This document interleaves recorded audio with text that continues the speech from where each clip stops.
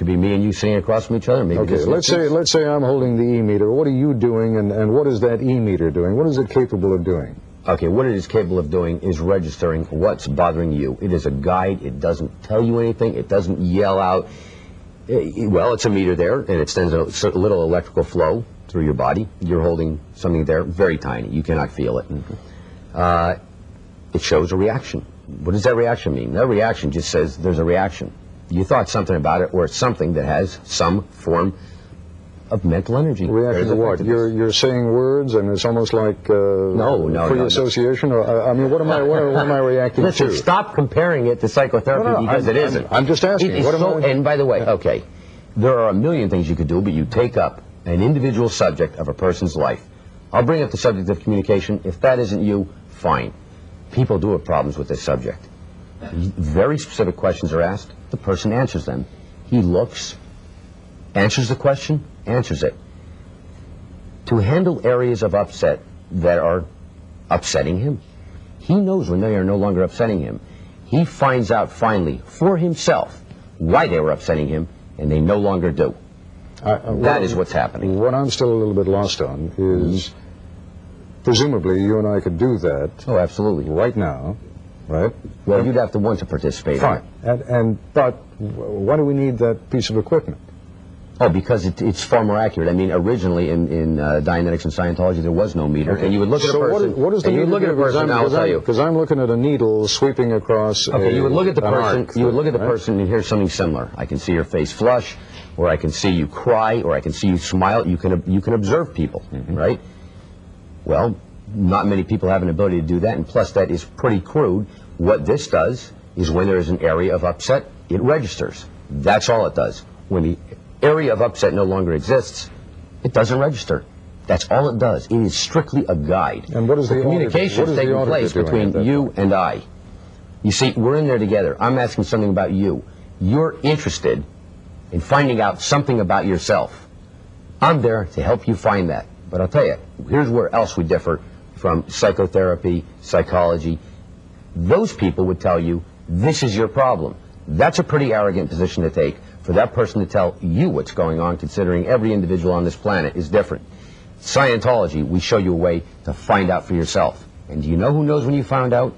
You do. And if this still doesn't make sense to you, that's because you haven't done it. I can't be more clear. First principle in Scientology, by the way, Ted, you should understand is, in studying the subject or practicing it, never, ever, ever believe it just because we say it's so. Only once you have experienced it yourself and you find this concept to be true, should you then consider it to be true. Could you, just on the most basic level, I mean, you say originally it was done without the E-meter anyway. Could you, on the most basic level, do it with me right now? No, absolutely not, because we're not in an environment here that is conducive to all the elements of auditing. Right.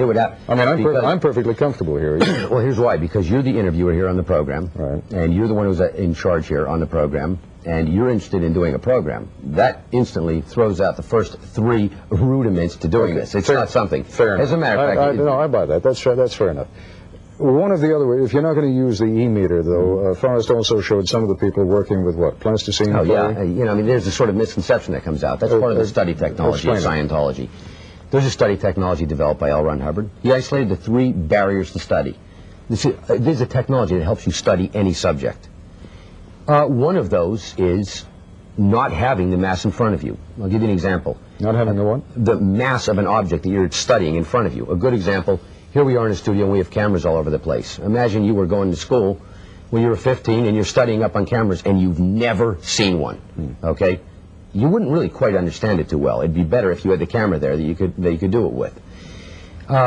Taking something more crude than that, where we're not talking about electronics in any given area of study, the ability to demonstrate in clay a concept in the paragraph allows you to gain a greater understanding of that subject. This is something that he asked me about in the intro. There was a piece on it. But generally what people do is they'll be studying materials, and then they will see if they really understand it by demonstrating it in this clay. And if they can make a 3-dimensional figure of it, it often serves to clarify that concept and also show whether they understand it or not. And it's part of a study program. It's not a process of Scientology. We're not looking to make people better with this. It's strictly a way of studying. Why is it necessary in order to progress? I mean, some of the sums that are charged, and I literally don't have them, it's not something I've tucked away in my memory, but we're talking about, in some instances, to move from one level to the next level, $7,000, $10,000, $15,000, huge sums. Why? Yeah, well, okay, number one, we certainly do have a different donation system than other churches, although not all other churches. Donation. Yeah, you call it a donation. Oh, absolutely, because there's people that are donating to the church, period. I understand, but are there people there who are making that progress? I mean, what, again, to get back to the person who doesn't have any money, what does he or she do? He trains in the subject of Scientology. He can then audit somebody else, and he can be audited by that person, and that's free. You see, people like to pull out the sexy part. I'd like to point out, Ted, the people that are complaining about it in your intro, the one girl there that was complaining about it, a girl named Vicky Azaran, which, by the way, this is a girl who was kicked out for trying to bring criminals into the church. I think I mean, you say a girl, I think we're talking about a grown woman, right? A grown woman, excuse me. I mean, a lady, Vicky Azaran. And you and she were at one point rivals for the leadership? Absolutely not. Absolutely not. I have no idea where Forrest got that from. Absolutely not. She violated the mores and codes of the group. She was removed for it. I was a trustee of that corporation. She knows it.